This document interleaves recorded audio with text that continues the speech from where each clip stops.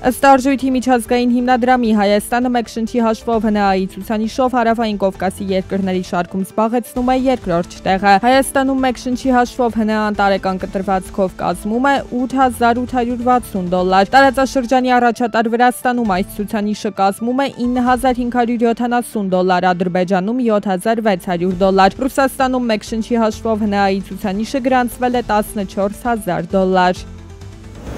Մինչև 2025 թվականի մայիսի 10-ը հաշվետու ֆինանսական հաստատությունները հարկային մարմին պետք է ներկայացնեն 47 գործընկեր պետությունների ռեզիդենտ հանդիսացող հաշվետերերի և վերահսկող անձանց ֆինանսական հաշիվների մասին տեղեկություններ։ Այս մասին տեղեկացնում էին պետական եկամուտների կոմիտեից։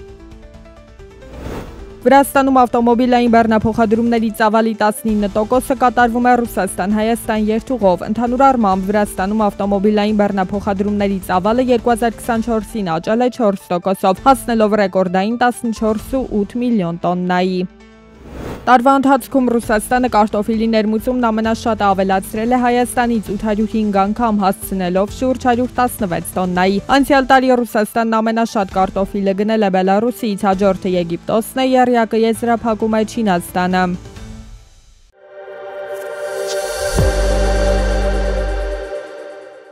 Եվրամիությունը ծրագրում է հունիսին միջոցներ առաջարկել ռուսական գազի ներկրումը արգելելու համար մինչև 2027 թվականը։ Արգելքը կազդի Ռուսաստանի հետ նոր գործարքների և գործող պայմանագրերի շրջանակներում գազի բոլոր ներմուծումների վրա։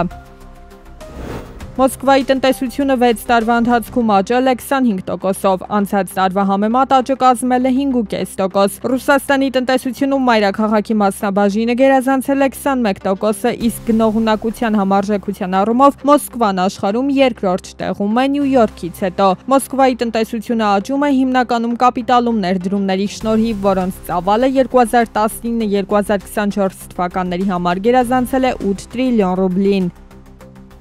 Հնդկաստանն առաջարկել է չեղարկել Միացյալ Նահանգներից պողպատի, ավտոպահեստամասերի և դեղագործական ապրանքների սահմանափակ ներմուծման մաքսատուրքերը Վաշինգտոնից նմանատիպ քայլերի դիմաց։ Երկու կողմերն էլ փորձում են արագացնել այս աշնանը երկկողմ առևտրային համաձայնագրի կնքումը։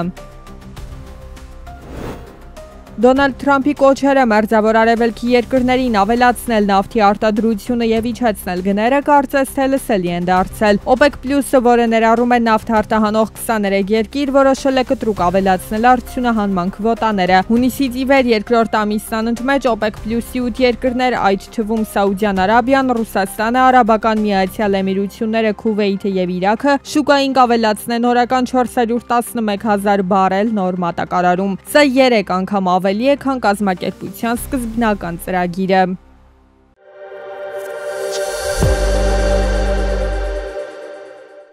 Կենտրոնական բանկի խորհուրդը անփոփոխ է թողել վերաֆինանսավորման տոկոսադրույքը, սահմանելով այն 6,75%։ 2025 թվականի առաջին եռամսյակի ընթացքում 12-ամսյա գնաճը արագացել է մարտին, կազմելով 3,3%։ 12-ամսյա բնականոն գնաճը ևս ավելացել է, պահպանվելով դեռևս թիրախից ցածր 2% մակարդակում։ Այս տարվա առաջին եռամսյակում Հայաստանի տնտեսական ակտիվությունը դանդաղել է, առկա են գնաճային ռիսկեր։ Կենտրոնական բանկի նախագահը տնտեսական աճի համար կարևոր հանգամանք է նշում։ Պիտի կենտրոնացումը լինի կառուցվածքային փոփոխությունների վրա։ Դա ընդհանուր աքսիոմատիկ ճշմարտություն երևի կասեմ, որ միջին եկամտային կամ միջին բարձր եկամտային խմբի երկրների համար, եթե դուք մտածում եք աճի հեռանկարի կամ աճի կետերի մասին, որոնք կարող են ձեզ երկարաժամկետ կայունաճ ապահովել, ապա կառուցվածքային բարեփոխումները դրանք առանցքային են։ Բանկային զեղծարարությունների թեման շարունակում է ակտուալ մնալ, պատասխանատու պետք է լինի այն մարմինը, ում դաշտում խնդիրն է։ Գալստյանը հստակ է ձևակերպում, բայց միևնույն ժամանակ ասում է, իրականում հեշտ չէ պայքարել զեղծարարությունների դեմ, երբ ամեն օր նոր պրոդուկտներ են ի հայտ գալիս։ Կենտրոնական բանկը այս պահին խորքային ուսումնասիրություն է իրականացնում 3-4 բանկում։ Մարտին Գալստյանի տեղեկությամբ բանկեր կան, որ սառեցրել են զեղծարարության զոհ դարձած քաղաքացիների անուններով ձևակերպված վարկերը։ Հանրապետությունում օրենքի խախտումներով վարկերել են տրամադրվում։ Կենտրոնական բանկում տեղյակ են խնդրի մասին, տեղեկացրել են իրավապահ մարմիններին։ Կենտրոնական բանկը ունի 7500 աշխատող, որոնք որ կարող են այդ 7500 պրոդուկտները նայել։ կենտրոնական բանկի բանկերի վերահսկողության բաժնում մի տասնյակին մոտ մարդ ընդամենը աշխատում, որոնք որ զբաղված են բանկերի վերահսկողությամբ, պրոդուկտներով եւ այլն, այսինքն խնդիրները մենք հասկանում ենք, փորձում ենք հնարավորինս արագ լուծումներ տալ, բայց այդ զարգացման տրայեկտորիայի հետևից նպատակադրել ու գնալ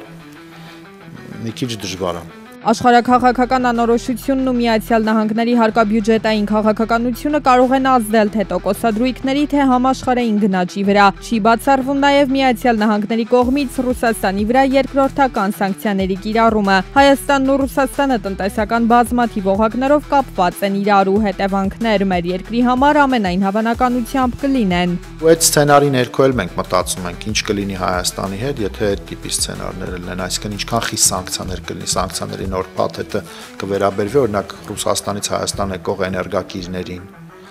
Արդյոք մենք կարող ենք հրաժարվել էներգակիրներից, թե օրինակ Հայաստանին լայսենս կտրվի, այսպես ասած, որից կթույլ տրվի, որ մենք օգտվենք, որովհետև դա մեր համար կենսական է։